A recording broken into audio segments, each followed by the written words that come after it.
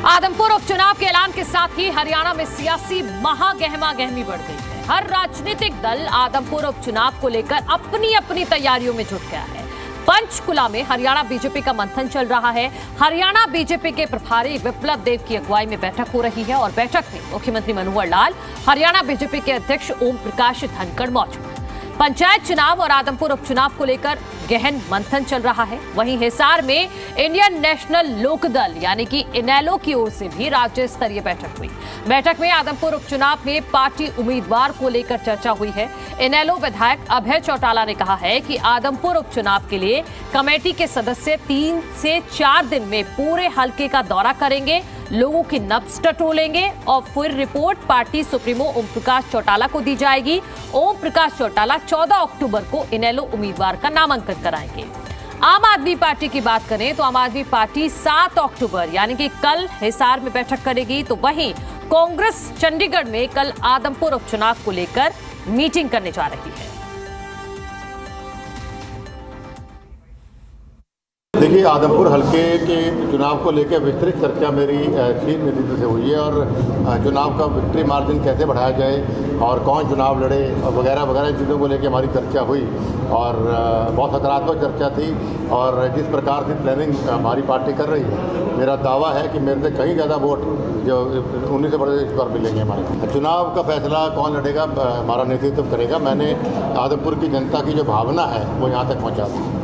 जिस सरकार ने आज हरियाणा को भ्रष्टाचार में नंबर 1 पहुंचा दिया, बेरोजगारी में नंबर 1 पहुंचा दिया, लूटने का काम किया हरियाणा की जनता को, एक से एक घोटाले रोज सामने आ रहे हैं। आज महंगाई ने हर आदमी कमर तोड़ने का काम किया हो और लोग सरकार बदलना चाहते हैं और बदलाव की नींव आदमपुर चुनाव में वोट की चोट देके बीजेपी जेजेपी सरकार के खिलाफ और कांग्रेस पार्टी के पक्ष में मतदान करके बदलाव की नींव रखने का काम करेंगे लोग।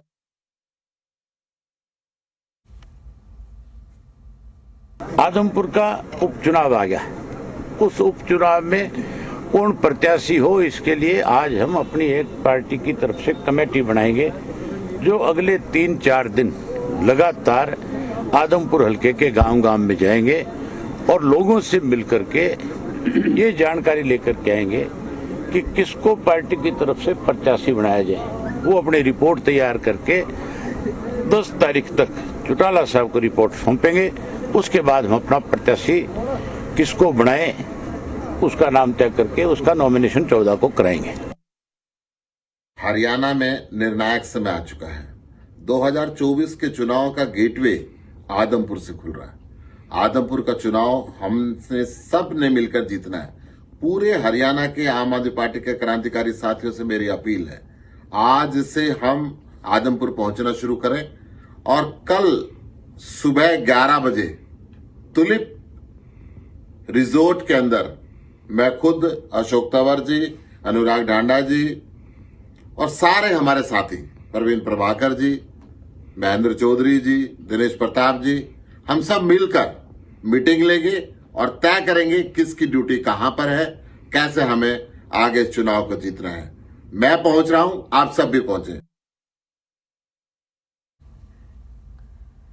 वहीं पंचकुला में हुई हरियाणा बीजेपी की बैठक में आदमपुर उपचुनाव पर चर्चा हुई। पार्टी के प्रदेश अध्यक्ष धनखड़ ने आदमपुर उपचुनाव पर क्या कहा है, पहले वो सुनिए, फिर चर्चा की शुरुआत करेंगे। आदमपुर की चर्चा हुई है। चुनाव समिति में सभी आदरणीय सदस्यों ने अपना अपना विषय रखा है और विषय रखने के बाद निर्णय जो है, अंतिम निर्णय यहाँ से जो रिकमेंडेशन भेजनी है वो मुझ पर और मुख्यमंत्री जी, अध्यक्ष और मुख्यमंत्री दोनों पर छोड़ दिया है। तो हम उस प्रकार से मशवरा करते हुए वो जब आपको नाम भेजेंगे तो उसकी जानकारी दे देंगे। तो कुछ सवाल भी आपके सामने रख देती हूं। क्या आदमपुर उपचुनाव में टिकट आवंटन सियासी दलों की बड़ी सिरदर्दी बन सकता है? सवाल नंबर 2 ये है कि टिकट आवंटन का बड़ा आधार क्या रहेगा? सवाल नंबर 3, क्या 2024 के नजरिए से आदमपुर उपचुनाव बेहद महत्वपूर्ण है?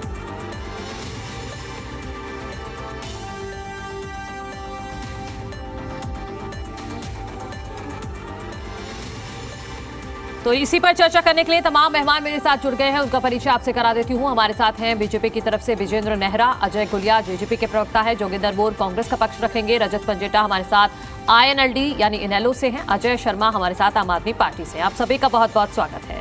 विजेंद्र जी, क्या तैयारी, क्या चुनौती आप और आपकी पार्टी देख रही है आदमपुर उपचुनाव?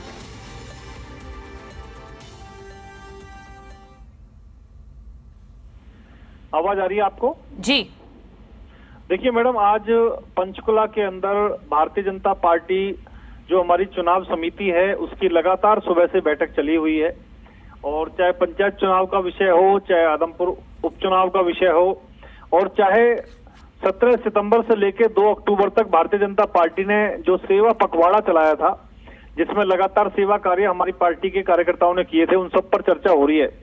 ये मैराथन बैठकें सुबह से लगातार जारी हैं और इसमें स्वयं माननीय मुख्यमंत्री श्री मनोहर लाल जी, हमारे आदरणीय प्रदेश अध्यक्ष श्री ओम प्रकाश धनखड़ जी, हमारे प्रदेश के जो प्रभारी हैं श्रीमान विप्लव देव जी, और भारतीय जनता पार्टी के प्रदेश के पदाधिकारी, चुनाव समिति के सभी सदस्य, जिलाध्यक्ष, जिलों के प्रभारी। ये सब जानकारी तो हम दे ही रहे हैं। आप ये बताइए कि कुछ चुनौती आपको लग रही है? नहीं, क्योंकि कुलदीप बिश्नोई, अभी आप कह रहे हैं कि हमने कोई उम्मीदवार अभी तक नहीं उतारा है, लेकिन कुलदीप बिश्नोई लगातार ये कह रहे हैं कि हम कितने वोटों से जीतना है इस पर चर्चा कर रहे हैं, जनता की भावना को अपनी पार्टी तक पहुंचा रहे हैं जगह जगह घूमकर। यानी वो मान चुके हैं कि वही है, या तो वो होंगे उम्मीदवार या उनके बेटे। देखिए, अभी बाकी पार्टियों ने जहां तैयारियां भी शुरू नहीं की है, वह भारतीय जनता पार्टी के आदरणीय प्रदेश अध्यक्ष ओम प्रकाश धनखड़ जी ने आदमपुर उपचुनाव के लिए हमारे जो कृषि मंत्री हैं JP दलाल जी, उनकी अध्यक्षता में उनको प्रभारी बना करके सह प्रभारी और संगठनात्मक दृष्टि से भी हमारे एडवोकेट वेदपाल महामंत्री जो है संगठन में हरियाणा के, उन सबकी नियुक्तियां कर दी हैं मैडम। तो मैं आपको कह सकता हूं कि हमने भी प्रत्याशी हमने तय कर लिया है, क्योंकि आज की बैठक में मुझे लगता है प्रत्याशी पार्टी तय कर लेगी, और तैयारियां बहुत पहले से हमारी ऑलरेडी चली हुई हैं। आने वाली जो 3 तारीख है उसको वोटिंग होगी, 6 तारीख को जब रिजल्ट आएगा, भारतीय जनता पार्टी आदमपुर के अंदर प्रचंड बहुमत के साथ हम लोग चुनाव जीतेंगे। और बाकी जो दल हैं उनका ना तो कोई जनाधार है, ना उनकी जमीनी स्तर पर कोई तैयारी है। जहां भारतीय जनता पार्टी ने बैठकों का दौर शुरू कर दिया है, प्रदेश हमने प्रभारी नियुक्त कर दिए विधानसभा के अंदर, सब कार्यकर्ता वहां पे जा रहे हैं। बिल्कुल कुलदीप बिश्नोई जी ये सही कह रहे हैं, भले ही पार्टी ने अभी हमारा प्रत्याशी घोषित नहीं किया हो, क्योंकि पूर्व विधायक के नाते जिस तरह से उनकी तैयारी है और जिस तरह से भारतीय जनता पार्टी के जो कार्यकर्ता आदमपुर के अंदर लगातार मेहनत कर रहे हैं, लगातार हम जनता के बीच में हैं। और मैं पूरे विश्वास के साथ मैडम एक चीज कह सकता हूं कि ये जो चुनाव है ये आदमपुर की जनता बनाम विपक्ष का चुनाव रहेगा। आदमपुर की जनता चुनाव लड़ेगी भारतीय जनता पार्टी के साथ मिलकर के। इसके मैं आपसे 5 पॉइंट आगे समझूंगी। ये जो बड़ा दावा आप कर रहे हैं इसकी 5 वजह मैं आपसे समझूंगी, आगे आप तैयार कीजिएगा। जोगिंदर मोर जी के पास में आती हूं। जोगिंदर जी, बाहरी और स्थानीय का मुद्दा भी खूब जोर पकड़ रहा है, और अभय चौटाला कह रहे हैं कि कांग्रेस के पास तो खुद का कोई उम्मीदवार ही नहीं है, आप संपत और JP दोनों ही बाहरी हैं। अब संपत या JP को टिकट दी जा रही है, ये तो संगठन तय करेगा। और पहले दोनों आदमपुर में चुनाव लड़ चुके हैं, और अगर उस तरीके से देखे जाएंगे तो कुलदीप बिश्नोई जी का गांव भी आदमपुर में नहीं आता, पैतृक गांव तो अगर देखा जाए तो ये बातें नहीं होती। पार्टी तय करेगी वहां पे जो जीत सुनिश्चित जो पार्टी है। और कल देखो, ये जो आप कह रहे हैं ये न्यूज में भी आ गया है कि कल पार्टी के सारे विधायक, पूर्व विधायक, सांसद, प्रकोष्ठों के जितने भी निकाय के वो है, वो उनको सबकी मीटिंग जो है वो आदरणीय उदयभान जी ने जो है चंडीगढ़ में कल 11 बजे हमारी मीटिंग है वो बुला ली है, और मंथन चल रहा है। और उसी दिन से, ऐसा नहीं है कि हम तैयारी में नहीं है। और आप देखिए कि सैकड़ों लोग जो हैं वो पार्टी को ज्वाइन कर रहे हैं। इनके कुलदीप बिश्नोई के बहुत ही जो मतलब विश्वस्त लोगों में से प्रदीप बेनीवाल, वो सैकड़ों लोगों के साथ जो है उन्होंने पार्टी है जो कांग्रेस ज्वाइन की। और लोग, लेकिन पूर्व विधायक अनिल धनतोड़ी छोड़ गए आपको। रेवाड़ी जिले की बावल विधानसभा सीट से विधायक रहे रामेश्वर दयाल आपको छोड़ गए। अब ये मैं आदमपुर की बात कर रहा हूँ, आप अनिल धनतोड़ी की और रेवाड़ी की बात कर रहे हैं, ठीक है तो आपसे ही जुड़े हुए ना, जुड़े हुए। ये तो भारतीय जनता पार्टी छोड़ के नहीं आए हैं। जो लोग आए हैं, प्रदीप बेनीवाल जो छोड़ के आए हैं, वो इनको छोड़ के नहीं आए, कुलदीप बिश्नोई को छोड़ के नहीं आए। अब रुकेश जो है वो वहां पे सोनाली फोगाट की बहन है, उन्होंने चुनाव लड़ने के लिए नहीं कह दिया है क्या? उन्होंने पंचायत करके रुकेश को ये नहीं कह दिया है कि रुकेश जो है वो राजनीतिक विरासत जो है सोनाली फोगाट की संभालेगी और वो चुनाव लड़ने की बात आ गई है। ठीक है, और ये सरकार है। और देखिए जितने भी स्कूलों के 3 जगह पे स्कूलों में प्रदर्शन हुए वहां पे माननीय हमारे सांसद दीपेंद्र हुड्डा जी जाके वहां पे और देखिए अभी ताजी हड़ताल हुई आड़तियों की, आदमपुर की मंडी इनके खिलाफ है, किसानों की दुर्गति की रोज डिबेट आप कर रहे हैं, किसान की दुर्गति है, बेरोजगारी है, महंगाई है, विपक्ष के पास कितने मुद्दे। और रही बात है सरकार के मुद्दे तो बहुत है, लेकिन जोगिंदर जी भुना आप कितना पाएंगे ये दिलचस्प है ना। मुद्दे तो बहुत बुरद्दा में नहीं बुनाया। ये जो सरकार है ये गठबंधन की सरकार है, ये 2 चुनाव हार चुकी है, नहीं आ रही हो तो बताओ आप। ये सरकार ठीक है, आज में दरअसल थोड़ा सा तथ्यात्मक डिबेट रहेगी कि आप सब दावा कर रहे हैं। देखिए जितने भी पैनलिस्ट हैं सबका दावा है कि जीतेंगे हम आदमपुर में, लेकिन मैं सबसे 5-5 वजह और 5-5 आधार समझना चाहूंगी कि आप किस आधार पर इतना बड़ा दावा कर रहे हैं कि आदमपुर की सीट तो हमारी ही है। ठीक है, आगे मैं रजत जी आपका रुख कर दूंगी। रजत जी आवाज आ रही है आपको? जी मनोज, आज आपकी तरफ से भी एक बड़ी बैठक बुलाई गई है, किस रणनीति पे आगे चलने वाली है इनेलो? आधार क्या होगा टिकट बंटवारे को लेकर? देखिए इंडियन नेशनल लोकदल में हमेशा ही जो टिकटों का बंटवारा होता है वो वर्कर्स जो होते हैं, हमारे कार्यकर्ता होते हैं, उनसे पूछ के उनसे सलाह लेके किया जाता है। और इसी प्रोसेस को आगे बढ़ाते हुए आज हमारी कार्यकारिणी में जो फैसला हुआ है, हमने एक टीम गठित की है, एक सीनियर लीडर्स की एक कमेटी गठित की है। उसमें हम गांव-गांव जाएंगे और गांव-गांव जाके जो गांव का रिस्पांस होगा, जो वहाँ के लोग चाहेंगे, जो वो हल्के के लोग चाहेंगे, जो भी लीडर को वो चाहेंगे, 4-5 नाम हम प्रस्तावित करेंगे या उनसे भी हम नाम लेंगे। तो जो भी नाम वो हमारे को सजेस्ट करेंगे वो उनसे सलाह करके आदमपुर की जो जनता है उससे सलाह करके, मशवरा करके हम वो कैंडिडेट उतारेंगे। आधार हमारा ये है कि मैं 2019 तो हमारा लास्ट मोमेंट के ऊपर हमारे साथ बीतरघात हो गया था, तो 19 का तो हमारा कोई हम आकलन उसके हिसाब से नहीं करते, क्योंकि हाल ही में हमने आदमपुर का भी जो उपचुनाव है सारी पार्टीज के अगेंस्ट हमने जीता है। और तो बहुत अच्छा जनाधार इंडियन नेशनल लोकदल का है।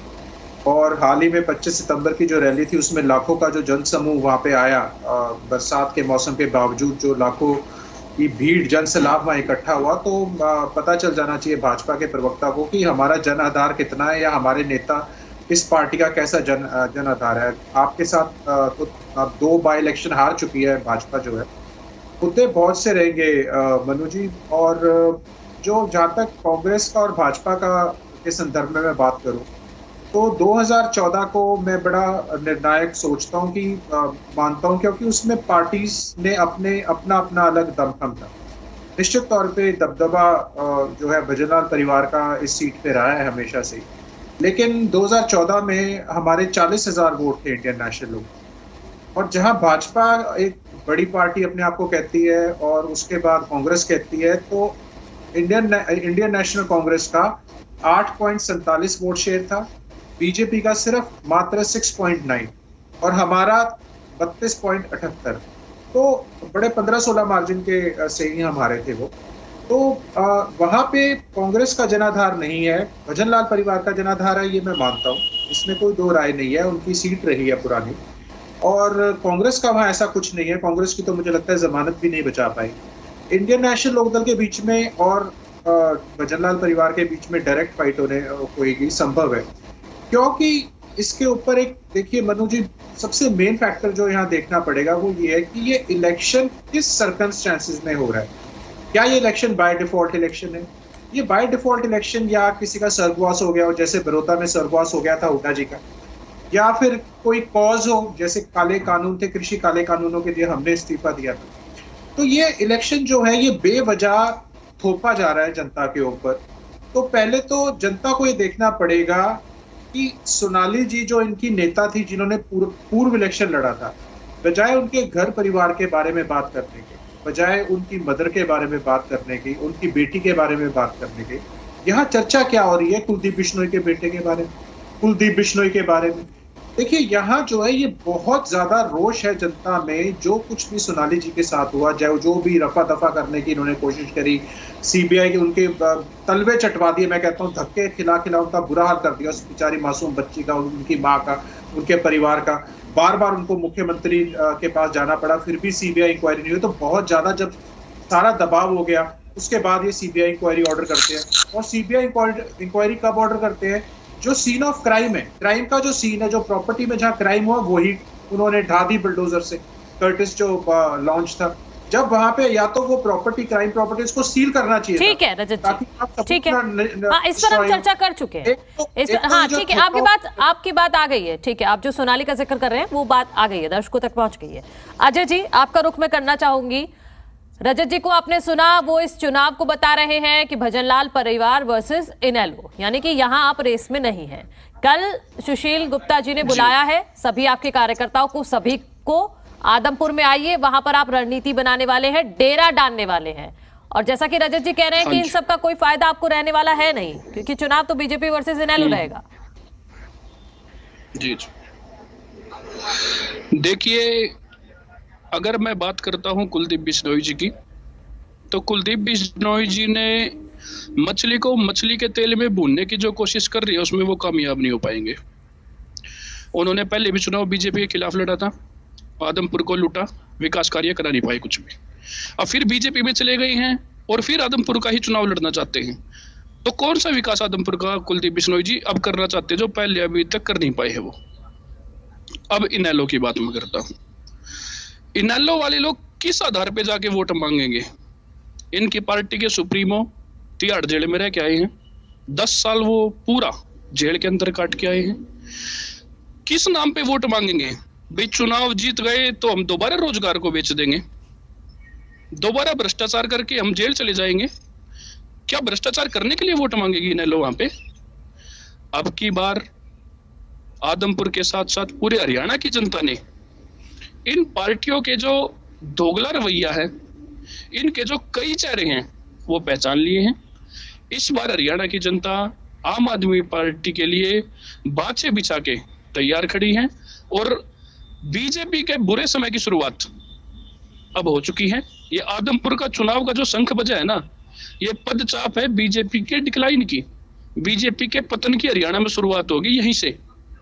और ये वाला चुनाव आम आदमी पार्टी जीतेगी, हम लोग जनता के साथ मिलकर चुनाव लड़ेंगे। ठीक है, आप बड़ा दावा कर रहे हैं, इसकी 5 वजह और 5 आधार तैयार रखिएगा। मैं अगले राउंड में जब आपके पास आऊंगी तो आपसे जानूंगी। अजय गुलिया जी, आपका रुख करती हूं। आपने सुना आम आदमी पार्टी के प्रवक्ता, आपके पास आऊंगी, विजेंद्र जी आऊंगी, अजय गुलिया जी से जवाब ले लेती हूं। जैसा कि आम आदमी पार्टी के प्रवक्ता कह रहे हैं कि बीजेपी के पतन की शुरुआत है आदमपुर चुनाव, और ये चुनाव आदमपुर की जनता पर बेवजह थोपा जा रहा है।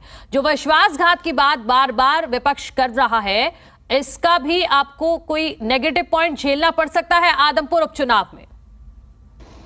देखिए मनोज जी, मैं एक चीज मानता हूं कि इसका निर्णय करने का अधिकार तो आदमपुर की जनता को है। आदमपुर की जनता निर्णय करेगी। और एक चीज आप जो पूछ रही थी कि भाई सरकार की क्या उपलब्धियां है, मैं आपको एक चीज बता दूं। जो किसान के खाते में सीधा पैसा जा रहा है, सब लोग उसका विरोध करते थे। बाद में स्वयं इनकी सरकारों ने, जिन राज्यों में इनकी सरकारों ने भी माना, इस बात को स्वीकार किया कि ये बहुत अच्छी स्कीम है। हरियाणा प्रदेश के युवाओं को हरियाणा प्रदेश के अंदर लगने वाले प्रत्येक कारखाने में 75% का रोजगार का अधिकार होगा। इस बात से हरियाणा प्रदेश के आदमपुर के युवाओं को भी लाभ होगा। अब गिरदावरी के लिए सरकारी आदेशों का इंतजार ना करके किसान स्वयं अपने फोन से जियो टैग करके, लोकेशन को टैग करके अपनी खराब फसल की स्वयं गिरदावरी करा सकता है। इस प्रकार के निर्णय हरियाणा प्रदेश के अंदर हुए। ये जो लोग दुष्प्रचार करते थे कि मारुति और जैसे बड़े उद्योग हरियाणा छोड़ करके जाएंगे, स्वयं मारुति ने खरखोदा में आकर के अपना प्लांट लगाने का काम किया, उसकी शुरुआत हो चुकी है। ये बहुत सारे निर्णय हैं, ये बहुत सारे कई ऐसे निर्णय हैं जिसको, जो हरियाणा प्रदेश को प्रगति उन्नति के पथ पर अग्रसर किए हुए हैं, और काम करने की बहुत गुंजाइश है। तो आदमपुर के लोग समझदार हैं, इस बात को जानते हैं कि जो सरकार, गठबंधन की सरकार उनके लिए काम कर रही है, और इस पर चर्चा करे। कोई भी राजनीतिक दल ये जो काम मैं गिना रहा हूँ, क्या ये गलत है? क्या इन पर चर्चा करे? हर मुद्दे पर हम चर्चा करने के लिए तैयार हैं। हम लोग काम को लेकर के लोगों के बीच में जाने वाले अजय जी, कांग्रेस अच्छा ये तो क्लियर है ना कि आप दोनों बीजेपी और जेजेपी मिलकर लड़ रहे हैं आदमपुर उपचुनाव, ये क्लियर है? नहीं, बिल्कुल ये बिल्कुल तय है कि हम लोग गठबंधन के अंदर हैं और हम अपने धर्म को निभाने वाले लोग हैं। गठबंधन धर्म ये कहता है कि किसी भी पार्टी का कोई भी प्रत्याशी जो मैदान में आए, दोनों दल मिल करके, उस दोनों दलों के नेता और कार्यकर्ता मिल करके उस व्यक्ति को, जो उम्मीदवार है, उसको जिताने का काम करें। ये हमारा धर्म कहता है और हम इस बात पर बिल्कुल खरे उतरेंगे। हमारा तो कुलदीप बिश्नोई तो एक्टिव है, आप लोगों की तरफ से कब जा रहे हैं आप लोग फील्ड में, कब उतर रहे हैं चुनावी प्रचार के लिए? देखिए मनु जी, दोनों दल बैठ करके ये निर्णय करेंगे कि कौन प्रत्याशी होगा, किस पार्टी का होगा। उसके बाद जैसे ही प्रत्याशी तय होगा, और उससे पहले भी दोनों दल बैठ करके बात करेंगे। हम अपने कार्यकर्ताओं को पार्टी संगठन की तरफ से ये निर्देश और बैठक में कह भी दिया गया है कि जो भी गठबंधन का प्रत्याशी हो उसको जिता करके विधानसभा में भेजने का काम जननायक जनता पार्टी के कार्यकर्ता करेंगे। ठीक है विजेंद्र जी, मैं आपसे 5 वजह आप समझूंगी, लेकिन क्या वाकई आपको लग रहा है कि आदमपुर उपचुनाव इतना ज्यादा सिंपल है, इतना ज्यादा इजी है कि आप लोग जो जीत का दावा कर रहे हैं वो कर लेंगे? मैं क्यों बता रही हूं, ठीक है? कुलदीप बिश्नोई का वो जनाधार अब नहीं है जो बार बार विपक्ष कह रहा है कि जो कभी था। 4 गांव में अभी भी स्कूल मर्जर को लेकर धरना चल रहा है, गांव के नाम भी मैं बता दूंगी अगर आप चाहेंगे तो, और उन 4 गांव में लगभग 13,000 वोट है। तो माहौल तो इतना आपके पक्ष में नजर नहीं आ रहा है कि इतनी आसानी से आप दावा कर रहे हैं कि आदमपुर उपचुनाव तो एक तरफा रहने वाला है।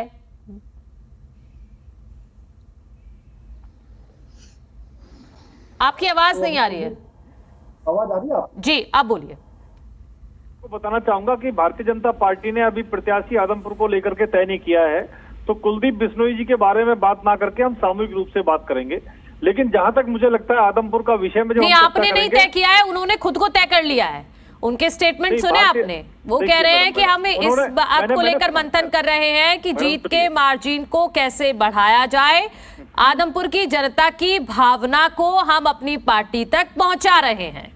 देखिए मैडम, मैंने उनके सारे बयान सुने हैं और हर बयान में उन्होंने ये कहा है कि अंतिम निर्णय भारतीय जनता पार्टी का नेतृत्व तय करेगा कि किसको प्रत्याशी बनाना है। हर बयान में उन्होंने ये कहा है। अभी भी मैंने आपके चैनल पे थोड़ी देर पहले उनका बयान सुना है, उसमें भी उन्होंने यही कहा है कि किसको मौका देगी पार्टी, वो पार्टी का नेतृत्व तय करेगा। तो भारतीय जनता पार्टी का नेतृत्व तय करता है चुनाव किसको लड़ाना है। लेकिन मैं आपको एक बात दावे के साथ कह सकता हूं कि भारतीय जनता पार्टी की जीत आदमपुर उपचुनाव के अंदर तय है।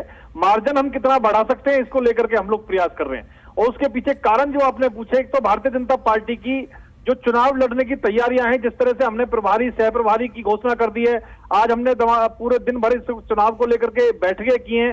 भारतीय जनता पार्टी का संगठन वहां पे जिस तरह से सक्रिय है, और भारतीय जनता पार्टी की चाहे वो मोदी सरकार हो, चाहे वो मनोहर लाल जी के नेतृत्व में हरियाणा प्रदेश की सरकार हो, जो जनहित में इन्होंने काम किया उसको लेकर भी हम जनता के बीच में जाएंगे।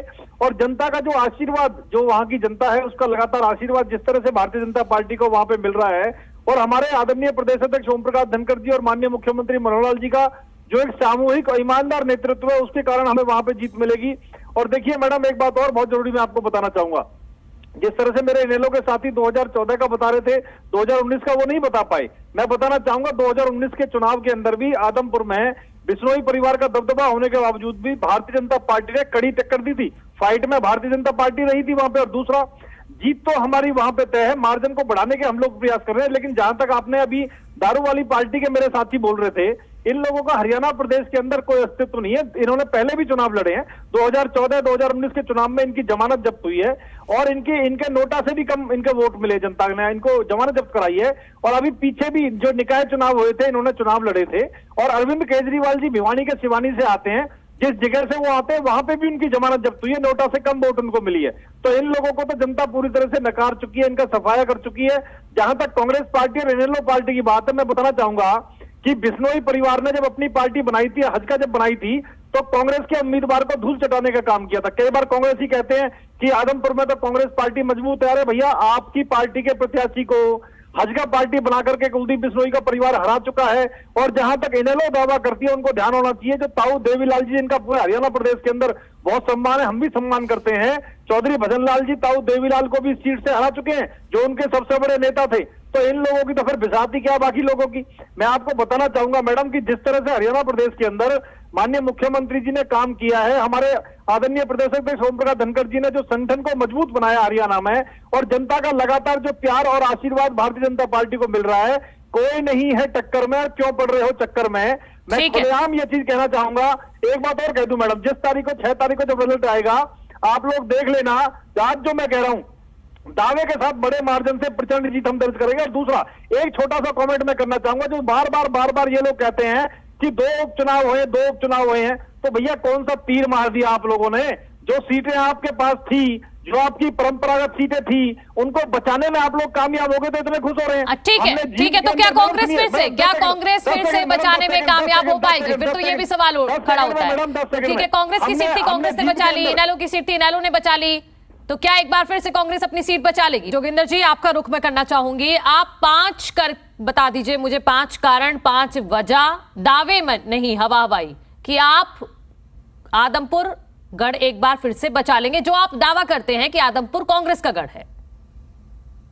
देखिए, सीट परंपरागत रूप से जितनी बार भी बहुत ज्यादा बार कांग्रेस के ही उसपे गई, भले ही जलाल परिवार को गई, लेकिन आज के चुनाव पे कांग्रेस की सीट खाली हुई। ये आप मानते हैं कि कांग्रेस का वोट बैंक है। एक बात, परिवार के तिलिस्म की जो बात करते हैं, परिवार के आधार की बात करते हैं, तो पिछला जो लोकसभा का चुनाव था, हालांकि कांग्रेस की टिकट पे ही लड़ा गया था, भव्य बिश्नोई आदमपुर से हारे, तो परिवार का तिलिस्म की बात की। तीसरी वजह नलवा में अब ये ना, जब ये आपने दोनों ही बातें कॉन्ट्राडिक्टरी कर दी। कॉन्ट्राडिक्टरी बात है। आप परिवार के तिलिस्म की बात कर रहे हैं कि परिवार के तिलिस्म की जो मतलब विजेंद्र निराजी जो बात कर रहे थे कि परिवार का इतना बड़ा प्रभाव है, अगर परिवार का इतना बड़ा प्रभाव होता तो भव्य बिश्नोई आदमपुर से हार के नहीं निकलते। ठीक है, तीसरी वजह की देखिए, भजनलाल को, स्वयं भजनलाल जी को संपत सिंह वहां पे उपचुनाव में बहुत कड़ी टक्कर दे चुके हैं। चौथी वजह, जब तो संपत जी आपके उम्मीदवार होंगे? ये नहीं है, मैंने कांग्रेस की टिकट की बात की है। जयप्रकाश कड़ी टक्कर दे चुके हैं जब हल्का बना के कुलदीप बिश्नोई जी चुनाव लड़े। ठीक है, अब किसान आंदोलन के बाद चुनाव हो रहा है। ये जो चुनाव है, ये किसान आंदोलन के बाद चुनाव हो रहे हैं। किसानों की नाराजगी है, किसान बाहुल्य खादन, शिक्षा की जो है, आप देखिए वहां पे, और जो जजपा है उसने पिछली बार चुनाव लड़ा था। आपस में ऐसा नहीं कि ये प्री पोल अलायंस नहीं था, पोस्ट पोल अलायंस है। तो वो जो वोट बैंक है, वो वोट शेयर है जो जजपा का, वो नहीं चढ़ेगा, धोखा हुआ है, लोगों साथ चला हुआ है।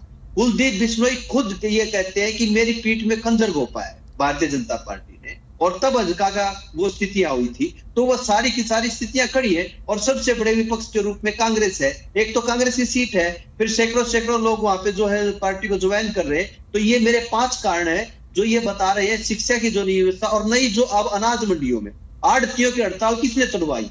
आड़तियों की हड़ताल आदरणीय चौधरी भूपेंद्र हुड्डा के आग्रह पे खोली गई है। अच्छा, ठीक है, ये आपने 5 कारण बताए हैं, बहुत अच्छी बात है, लेकिन क्या टिकट को लेकर कोई सिर फुटेबल तो नहीं होगा?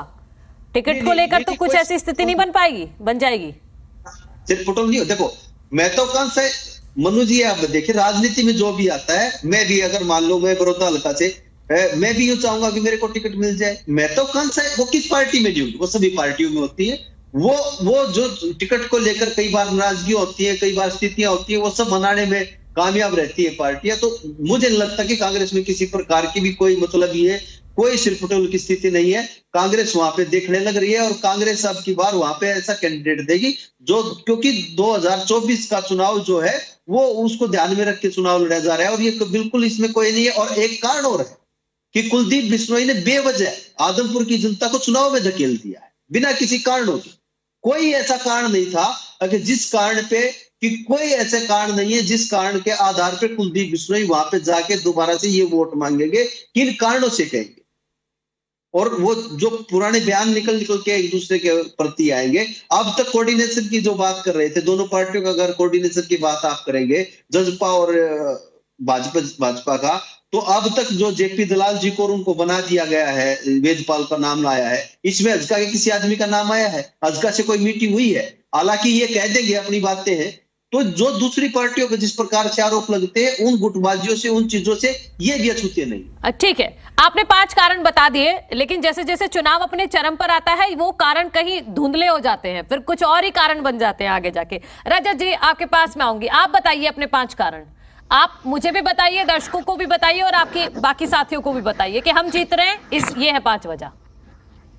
देखिए मनु जी, 5 क्या, ठीक है 7 कारण बता देता हूँ।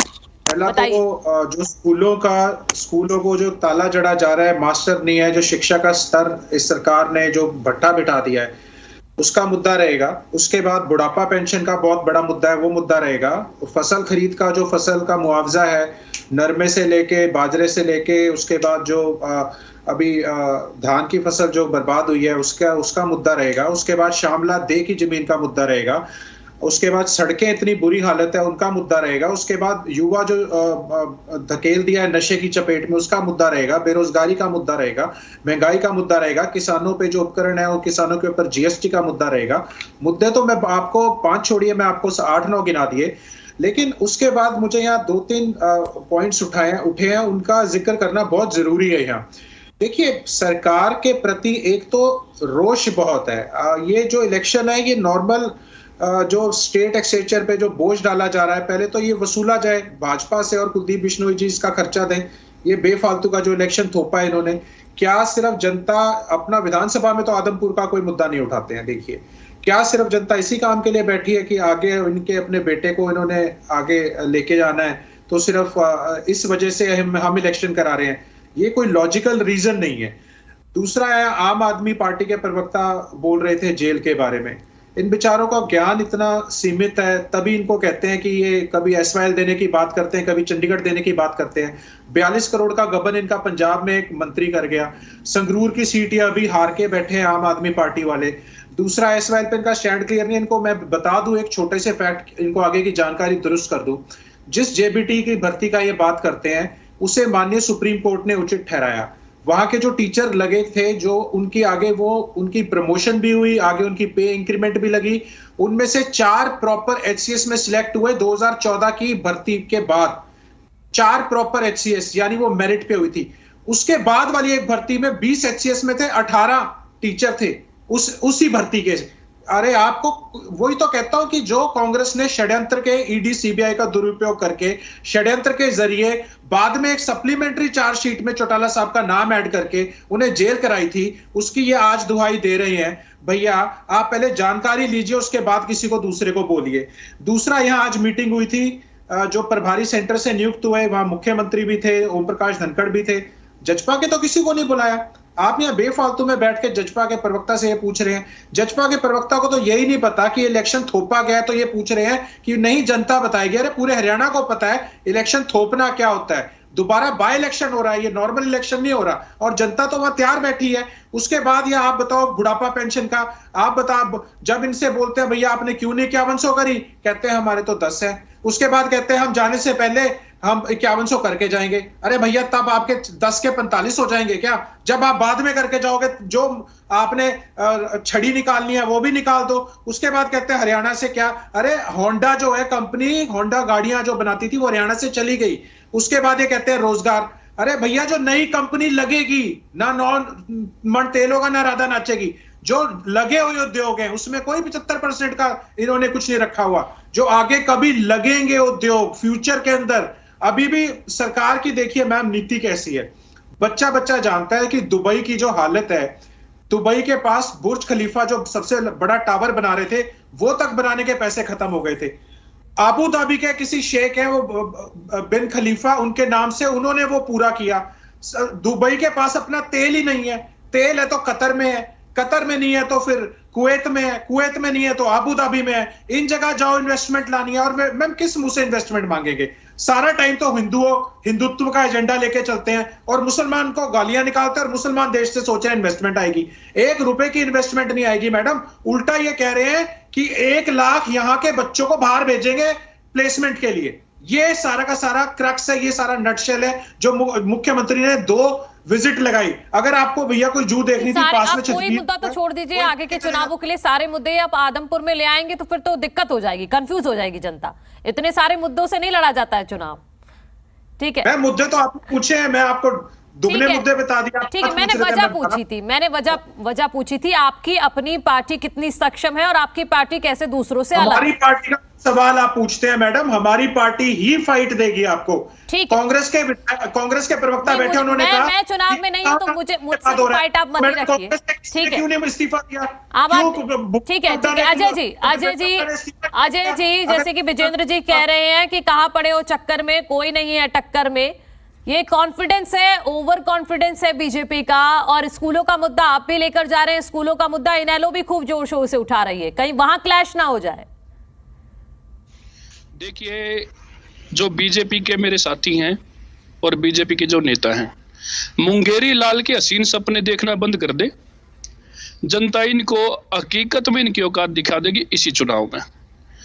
मैं एक बात का जवाब चाहता हूं, दोनों जो सत्ता पक्ष है, एक तो जेजेपी है, जमा जुट्टी पार्टी कहते हैं उसको हरियाणा में, जमा जुट्टी मींस टोटल फॉल्स। दूसरी पार्टी बीजेपी, भारत जलाओ पार्टी।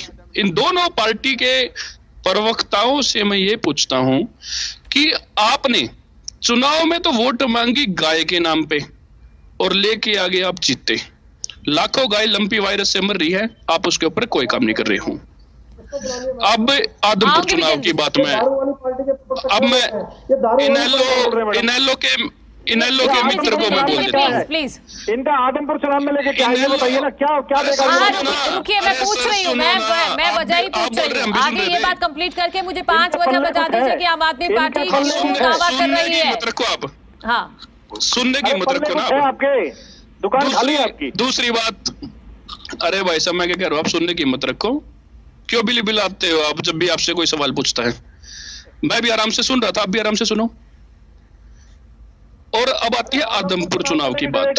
उससे पहले इनेलो के मित्र ने भी पार्टी का जिक्र किया है, इसलिए मैं इनेलो पार्टी के लोगों को बोल दूं, जो गुंडा राज, जो आतंक हरियाणा में इनेलो ने मचाया था, हरियाणा के लोग उसको भूले नहीं है और कभी भी नहीं भूल सकते हैं। और इन्हीं गलतियों के कारण, इसी गुंडाराज के कारण ये सत्ता से बाहर बैठे हैं 15-20 सालों से, हमेशा के लिए बाहर बैठे रहेंगे। अब मैं आदमपुर चुनाव के ऊपर आता हूँ। 5 वजह बताइएगा मुझे, 5 वजह आपकी पार्टी क्यों जीतेगी आदमपुर उपचुनाव, जो ये दावा कर रहे हैं। 5 वजह। जी मैम, एक कर। सबसे पहली वजह फ्री बिजली। सिर्फ आम आदमी पार्टी ऐसी है जो 300 यूनिट तक फ्री बिजली देने की हिम्मत रखती है। 70 लाख लोगों को हमने दिल्ली में दी है और 1 जुलाई से पंजाब में हम लोगों ने देनी शुरू कर रखी है। इन पार्टियों की हिम्मत नहीं है। अरे सर सुनो ना, फिर बीच में आप रोक रहे हो, रुक जाइए, वजह सुनिए मत रोको, आप सुना करो। दूसरी, पहली बात, इन पार्टियों की बस की नहीं है फ्री बिजली देने, सिर्फ आम आदमी पार्टी और केजरीवाल दे सकता है और हरियाणा के लोग बिजली बिलों से दुखी हैं। ठीक है। पॉइंट नंबर 2, अच्छे हॉस्पिटल। दिल्ली के जो वर्ल्ड क्लास के हॉस्पिटल्स हैं, स्वास्थ्य सेवाएं हैं जो, उनका मुकाबला कहीं नहीं है। हरियाणा में बुरा हाल है, सरकारी अस्पतालों का बहुत बुरा हाल है। अच्छा, तो आदमपुर में आप अस्पताल खुलवाएंगे, ये कह रहे हैं? जी बिल्कुल, best education model, best health model, free electricity. Punjab में तो करके दिखा दो अभी, पंजाब में तो अभी तक नहीं गया। कर रहे आप।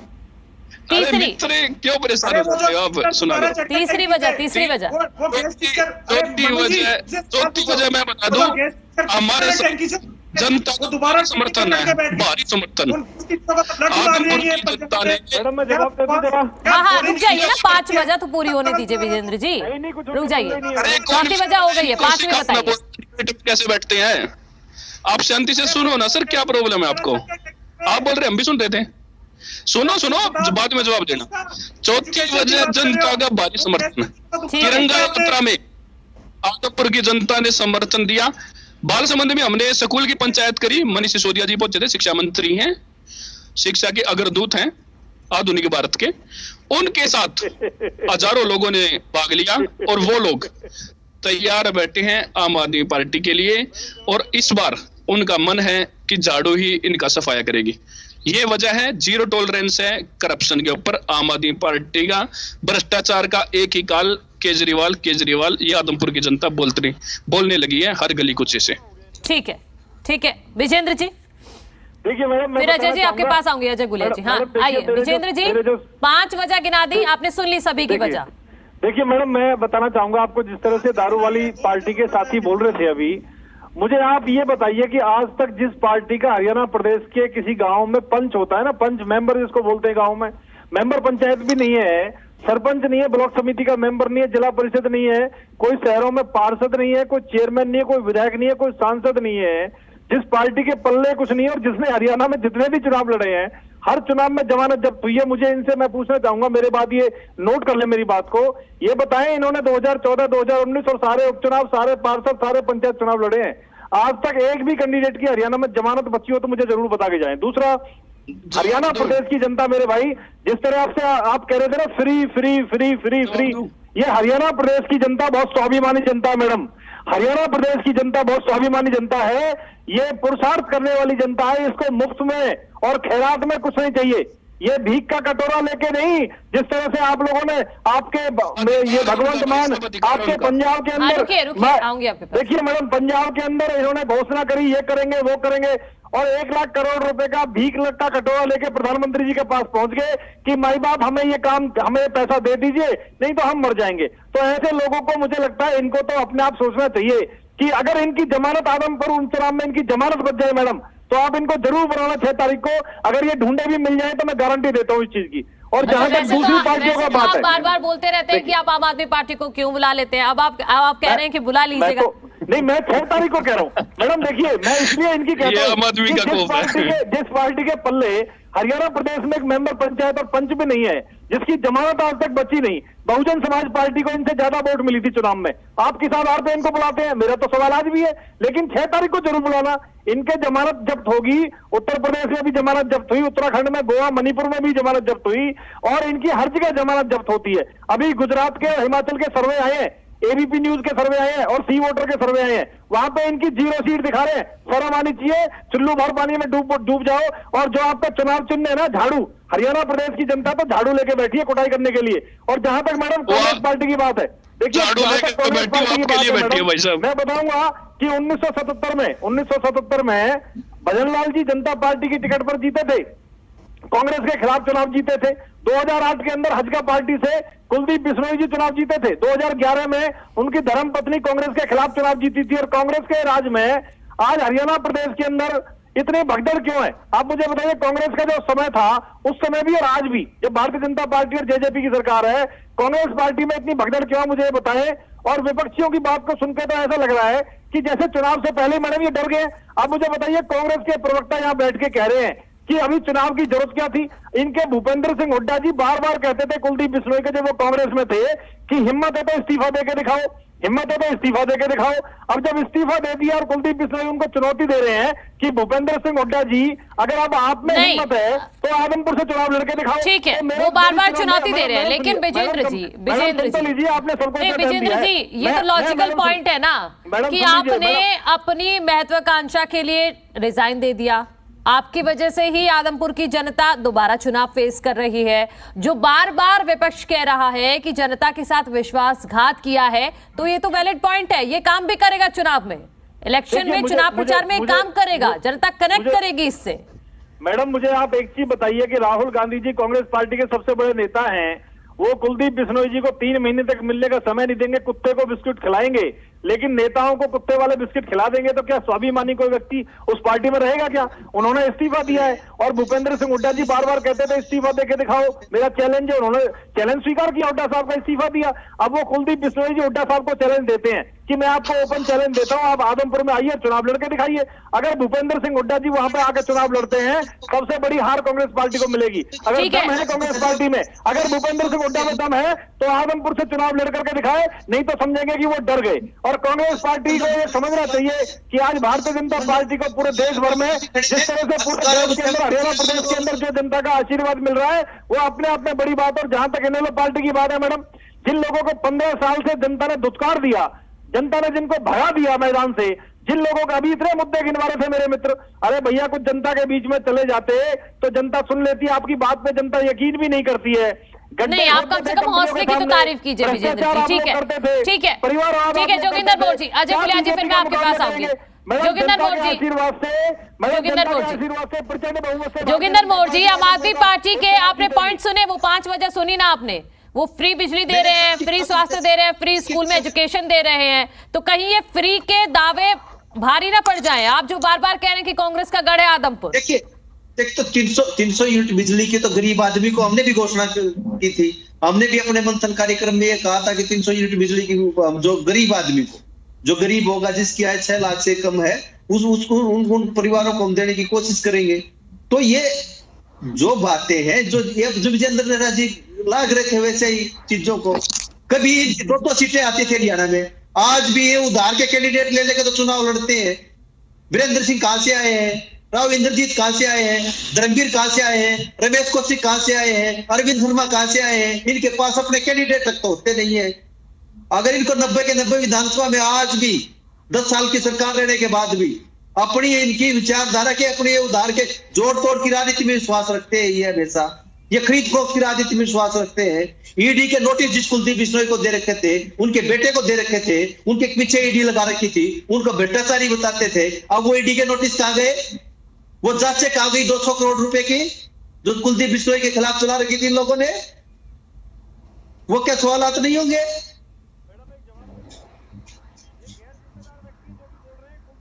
मनु जी मेरी आवाज सुन रहे हैं? हाँ बिल्कुल बिल्कुल, मुझे लगा आप और आगे कुछ और बोलेंगे इसलिए मैं शांत रही।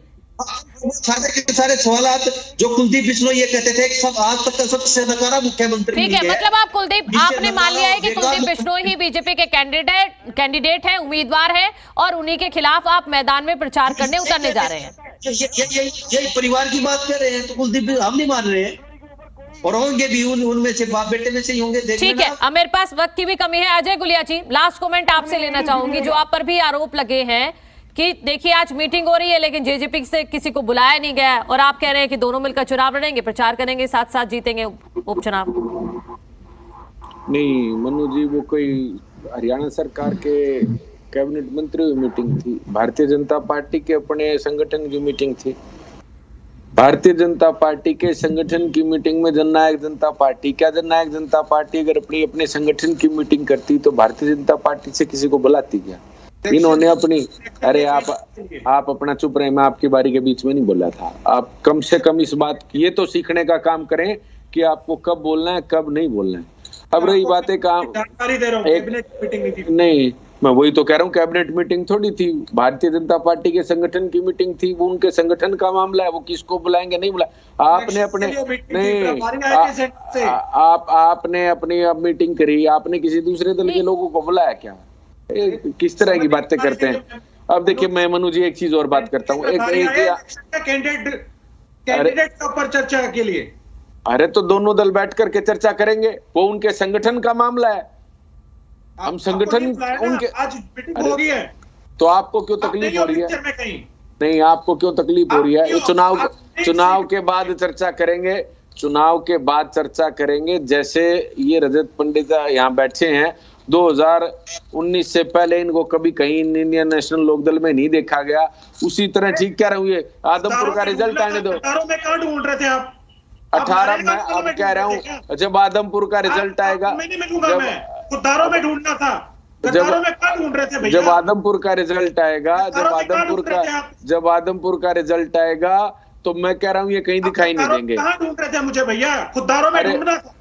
आप अपने जैसा में लगा लिया क्या आपने मेरे? नहीं, आप क्या जानकारी रखते हैं? आपको पार्टी के बारे में क्या जानकारी है? मैं दोबारा इस टीवी चैनल पर कहता हूँ कि इंडियन नेशनल लोकदल पार्टी ने अपने पांव पर कुल्हाड़ी मारी। जो सबसे लोकप्रिय नेता था, सबसे प्रिय सांसद था हरियाणा प्रदेश के युवाओं का, हरियाणा प्रदेश के लोगों का, उसको पार्टी से निकाल दिया। रिजल्ट आपके सामने है, 24 में भी दिखा देंगे, 24 में भी दिखा देंगे। 2018 के अंदर पैसे ले लिए थे आपने, जुलाई 2018 में। अगर आप मैं तो एक चीज कहना चाहता हूँ, जिस प्रकार चौधरी ओम प्रकाश चौटाला के, जिस प्रकार से बॉलीवुड के अंदर राखी सावंत है ना, उसी प्रकार जिस प्रकार से बॉलीवुड के अंदर राखी सावंत है, उसी प्रकार से आपकी पार्टी और आपके नेता क्या किस प्रकार की बयानबाजी करे।